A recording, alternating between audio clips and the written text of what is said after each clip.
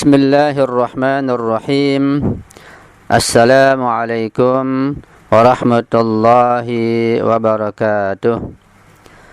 Alhamdulillahi hamda syakirin, wassalatu wassalamu ala rasulihil mab'uthi rahmatan lil alamin, wa ala alihi at-tahirin wa ashabihi as-salihin, amma ba'du.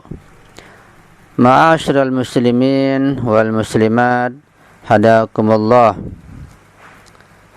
Pada pertemuan yang ketiga ini saya akan menyampaikan tentang hadis-hadis yang berkaitan dengan masalah puasa.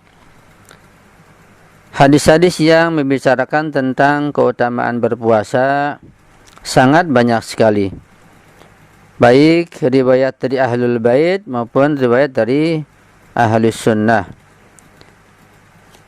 Dan diantaranya adalah riwayat atau hadis Rasulullah yang berbunyi, as-salatu nurun, waz-zakatu burhanun, was-siyamu junnatun.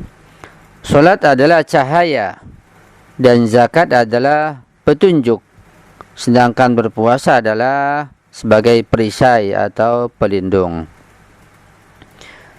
Diriwayatkan bahwa Muaz bin Jabal bertanya kepada Rasulullah Shallallahu Alaihi Wasallam tentang amal yang dapat membuat seseorang masuk surga dan terlindung dari api neraka.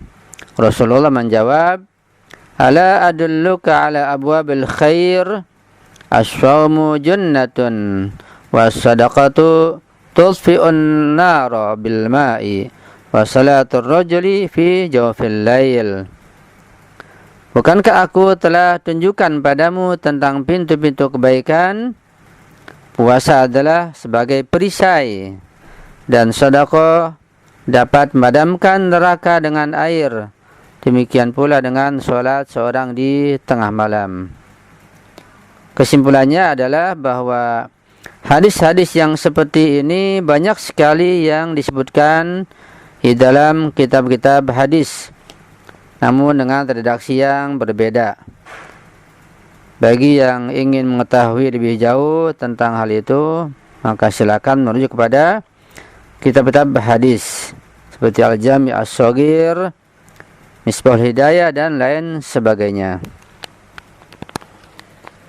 Hadis berikutnya Rasulullah bersabda, alaikum bis-shawmi فإنه محسمة للعروق ومذهبة للأشر. Hendaklah kalian berpuasa, karena ia akan dapat menguatkan otot-otot dan akan dapat menghilangkan penyakit. Ini hikmah puasa terhadap kesehatan badan. Hadis yang lain beliau bersabda, likulli syai'in zakatun, wa zakatul abdani as-siyamu. Segala sesuatu itu ada kewajiban zakatnya, dan zakat badan adalah berpuasa. Hadis yang lain beliau bersabda, sumu tasihhu. Berpuasalah kalian, maka pasti kalian akan menjadi sehat. Hadis yang lain beliau bersabda, as-shaimu fi ibadatillahi wa in kana naiman ala firashihi ma lam yaghtab musliman. Seseorang yang berpuasa itu selamanya dianggap beribadah, yaitu mendapat pahala ibadah, sekalipun dalam keadaan tidur, selama dia tidak menggunjing atau menggibah seorang muslim. Artinya ini salah satu dosa besar adalah menggibah. Artinya tidak melakukan dosa-dosa besar seperti ghibah dan yang lainnya.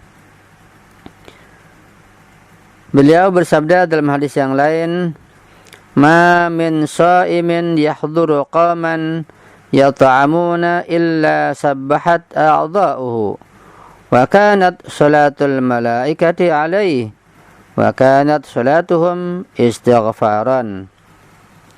Tidak ada seorang yang berpuasa yang mendatangi sekelompok orang yang sedang makan kecuali bertasbih kepada Allah Subhanahu wa taala seluruh anggota tubuhnya, dan para malaikat bersolawat kepadanya. Dan solat malaikat kepadanya adalah permohonan ampun mereka kepada Allah Subhanahu wa taala untuknya, itu untuk orang yang berpuasa. Beliau bersabda dalam hadis yang lain, as-shaumu junnatun minan nar. Berpuasa adalah sebagai benteng dan perisai dari api neraka.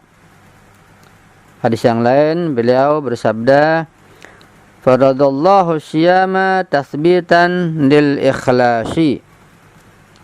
Bahwa Allah Subhanahu wa taala mewajibkan berpuasa agar memastikan keikhlasan hanya kepadanya semata, hanya karena Allah Subhanahu wa taala. Hadis yang lain, asyamu wal hajju taskinul qulubi. Puasa dan haji adalah dapat menenangkan hati, ketika dengan syarat dan rukunnya tentunya. Hadis yang lain, innallaha tabaraka wa ta'ala yaqul as-shaumu li wa ana ajzi alaih. Sesungguhnya Allah Subhanahu wa taala berfirman, puasa itu adalah untukku dan aku yang akan membalasnya. Artinya saking besarnya pahala puasa dan tidak ada batasannya, maka Allah yang memberikan ganjarannya dan pahalanya. Hadis yang lain, naumus shaimi ibadatun wa sumtuhu tasbihun wa amaluhu mutaqabbalun wa du'auhu mustajabun. Tidurnya orang yang sedang berpuasa itu adalah ibadah, yaitu bernilai ibadah dan berpahala. Diamnya adalah tasbih, amalnya diterima dan doanya akan dikabulkan oleh Allah Subhanahu wa taala. Hadis yang lain beliau bersabda, lisaimi farhatani, farhatun 'inda iftharihi wa farhatun 'inda liqaihi. Bagi orang yang berpuasa itu mendapatkan dua kegembiraan, yaitu kegembiraan di saat berbuka puasa dan kegembiraan di saat berjumpa dengan Tuhannya, yaitu menerima hadiah, pahala dan rahmat Allah Subhanahu wa taala. Hadis yang lain bila bersabda, man fattara sha'iman falahu mithlu ajrihi. Barang siapa yang memberi makan orang yang sedang berbuka, orang yang berpuasa, memberi makan untuk berbuka, maka baginya mendapat pahala seperti yang didapatkan oleh si yang diberi makan. Jadi pemberi iftar mendapat pahala seperti orang yang berpuasa. Hadis yang lain berbunyi tentang hikmah puasa, yaitu liyajidal ghaniyyu masal ju'i fayamunna 'alal faqiri, yaitu agar si kaya dapat merasakan pedihnya lapar sehingga dia akan dengan mudah untuk memberikan sedekah atau bantuan kepada fakir miskin. Di hadis yang lain Rasulullah bersabda, man shoma yawman tatawwu'an falau u'tiya mil al-ardi dhahaban ma waffa ajrahu duna yaumil hisab. Barang siapa yang berpuasa sunnah satu hari saja, maka tidak akan sepadan pahala yang diberikan kepadanya sekalipun emas sepenuh bumi, kecuali pada hari perhitungan nanti di hari kiamat. Hadis yang lain Rasulullah bersabda, man shoma yawman tatawwu'an ibtigha'a thawabillahi ta'ala wajabat lahul maghfirah. Artinya, barang siapa yang berpuasa sunnah satu hari saja karena mengharap keridhaan Allah Subhanahu wa taala, maka dia berhak mendapatkan ampunan dari Allah Subhanahu wa taala. Itulah beberapa hadis tentang keutamaan berpuasa, baik puasa Ramadan maupun puasa sunat. Insyaallah kita akan lanjutkan hadis yang lain pada pertemuan yang berikutnya insyaallah. Sampai di sini dulu apa yang bisa saya sampaikan. Mohon koreksi jika ada kesalahan. Mohon maaf, dan saya akhiri. Hadanallahu wa iyyakum ajma'in. Wassalamualaikum warahmatullahi wabarakatuh.